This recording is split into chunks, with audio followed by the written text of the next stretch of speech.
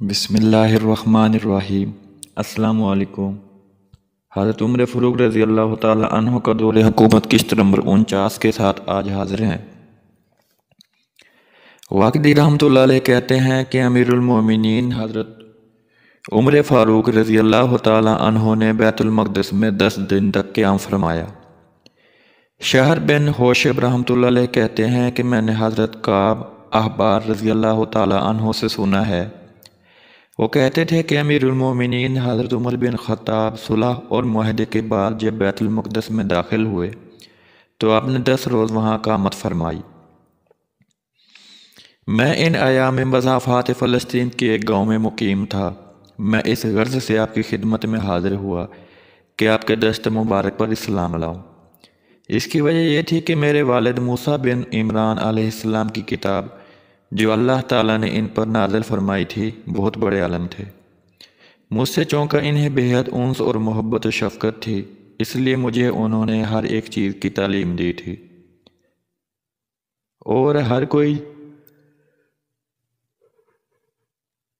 اور کسی بھی قسم کی کوئی چیز نہیں چھپا رکھی تھی۔ ان کے معجب کا جب وقت آیا تو مجھے بلا کے کہنے لگے، بیٹا تمہیں معلوم ہے کہ میرے پاس جو کچھ تھا وہ سب کچھ میں نے تجھے سکھلا دیا اور کوئی چیز تم سے نہیں چھپائی، مگر مجھے ڈر ہے کہ کہیں بعض جھوٹے لوگ تمہارے پاس آ کر تمہیں فریب دیں اور تم اس کے مطابق اختیار نہ کر لو۔ میں اس دیوار کے سوراخ میں جسے تم دیکھ رہے ہو ان 2 ورقوں کو رکھتا ہوں، انہیں نہ چھیڑنا اور نہ انہیں اس وقت تک کھول کے دیکھنا جب تک تم یہ نہ سن لو کہ نبی آخر الزمان جس کا نام محمد صلی اللہ علیہ وآلہ وسلم مبعوث ہو گئے ہیں۔ اگر اللہ تبارک و تعالیٰ تمہارے ساتھ بھلائی اور بہتری چاہیں گے تو تم ان دونوں پر عمل کرو گے۔ اس وصیت کے بعد ان کا انتقال ہو گیا اور میں انہیں دفن کر دیا۔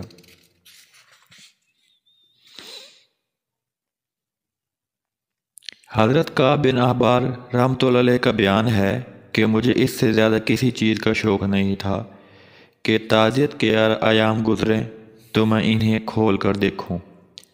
تعزیت کے دن گزر جانے کے بعد میں ان دونوں ورقوں کو کھول کر پڑھنا شروع کیا۔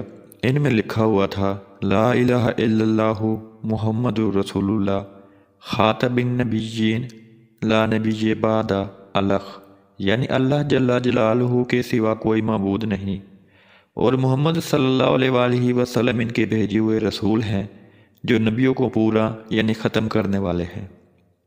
ان کے بعد اور کوئی نبی نہیں۔ ان کے پیدا ہونے کی جگہ مکہ معظمہ ہے اور دار ہجرت مدینہ طیبہ۔ نہ وہ بدخواہ ہوں گے اور نہ درست مزاج اور نہ وہ گو۔ ان کی امت شکر اور حمد والی ہوگی جس کے افراد ہر حالت میں باری تعالیٰ کا شکر اور تعریف کرنے والے ہوں گے۔ ان کی زبانیں تحلیل و تکبیر کی آوازوں سے تر رہیں گی۔ وہ ہر ایک دشمن پر جو ان کے ساتھ معاونت سے پیش آئے گا فاتح اور منصور رہیں گے۔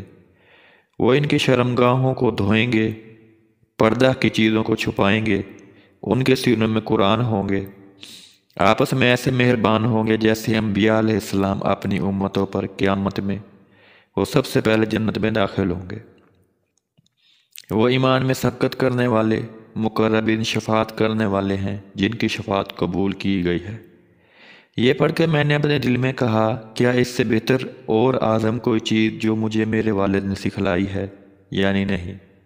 اپنے والد کے انتقال کے بعد جب تک اللہ تبارک و تعالیٰ نے چاہا میں ٹھہرا رہا اور توقف کرتا رہا، حتیٰ کہ میں نے سنا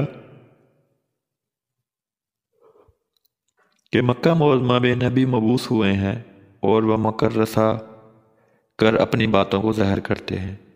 میں نے کہا، خدا کی قسم ضرور وہی ہوں گے، میں برابر ان کے حال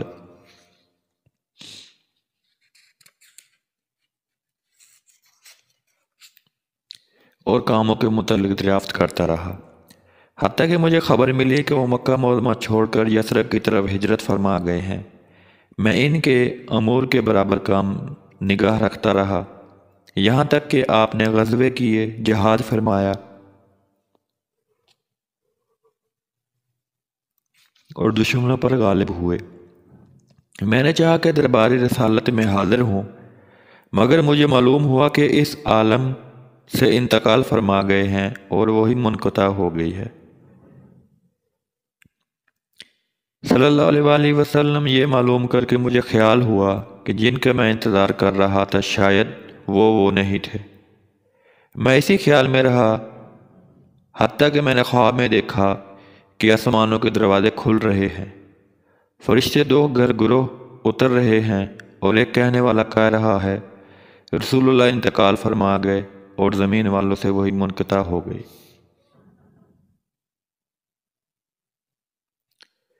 اس خواب کے بعد مجھے خبر ملی کہ ان کے بعد ایک خلیفہ مقرر ہوئے ہیں جن کا نام ابوبکر صدیق ہے۔ میں نے اپنے دل میں کہا کہ میں ان کی خدمت میں حاضر ہوں۔ ابھی بہت کم ہی مدت ہوئی تھی کہ ان کی فوجیں ہمارے پاس شام کی طرف آئیں، اور پھر اس کے بعد اس کی وفات کی خبر بھی پہنچ گئی، اور یہ بھی معلوم ہوا کہ ان کے بعد ایک اور شخص گندمی رنگ کے خلیفہ ہوتے ہوئے ہیں جن کا نام عمر ہے۔ میں نے اپنے دل میں کہا کہ میں ان کی خدمت میں حاضر ہوں۔ ابھی بہت ہی کم مدت ہوئی تھی کہ ان کی فوجیں ہمارے پاس شام کی طرف آئیں، اور پھر اس کے بعد ان کی وفات کی خبر بھی پہنچ گئی، اور یہ بھی معلوم ہوا کہ ان کے بعد ایک اور شخص گندمی رنگ کے خلیفہ ہوئے ہیں جن کا نام عمر ہے۔ میں نے اپنے دل میں کہا کہ تا وقت کہ میں اس دین کے متعلق خوب اچھی طرح تحقیق نہ کر لوں اور اس کی حقیقت سے کما حق کا واقف نہ ہو جاؤں، اس وقت تک اس میں داخل نہیں ہوں گا۔ میں برابر اس کی تحقیقات کرتا رہا حتیٰ کہ حضرت عمر بن خطاب بیت المقدس میں تشریف لائے اور اہلیان بیت المقدس سے صلح کی۔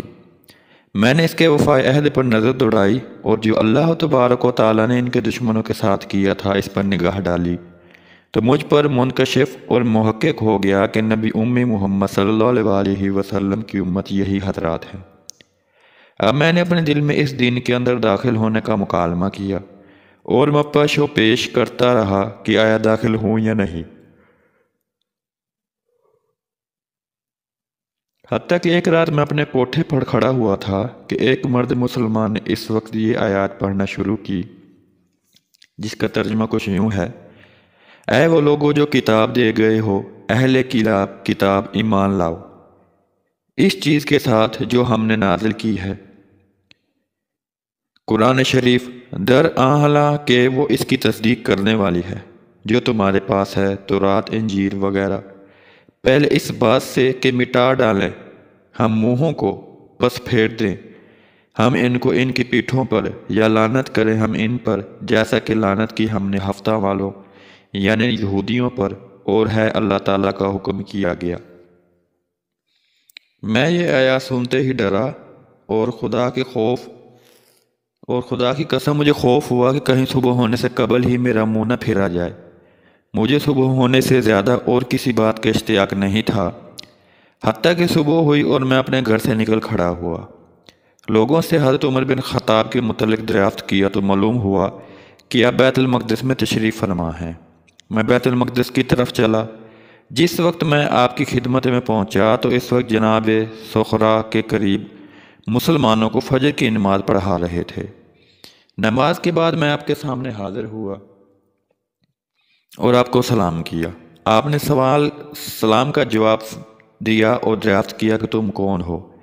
میں نے کہا میں کعب بن احبار ہوں اور اس لیے حاضر ہوا ہوں کہ اسلام میں داخل ہو جاؤں، کیونکہ میں نے کتب سماویہ میں جناب محمد صلی اللہ علیہ وسلم کی صفات دیکھی ہیں۔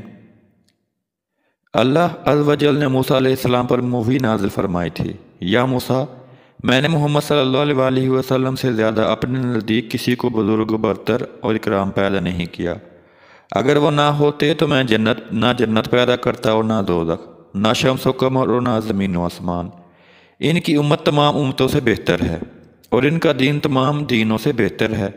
میں انہیں آخر زمانہ میں مبعوث کروں گا اور ان کی امت مرحومہ ہوگی، اور وہ خود نبی اور رحمتوں ہوں گے۔ ان کی شان اور صفت یہ ہوگی کہ وہ نبی، امی، تحامی، کرشی، مومنوں کے ساتھ رحیم اور کافروں پر شدید ہوں گے۔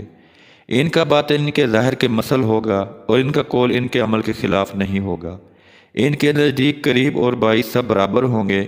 ان کے صحابہ آپس میں رحم اور میل جول رکھنے والے ہوں گے۔ دوستو 49 نمبر قسط کا یہی اینڈ ہوتا ہے۔ انشاءاللہ بفضل خدا 50 نمبر قسط کے ساتھ بہت جلد حاضر ہوں گے۔ دوستو ویڈیو کو دیکھیں، کمنٹ باکس میں کمنٹ کریں، ویڈیو کو شیئر کریں اور پلیز چینل ضرور سبسکرائب کریں۔ شکریہ۔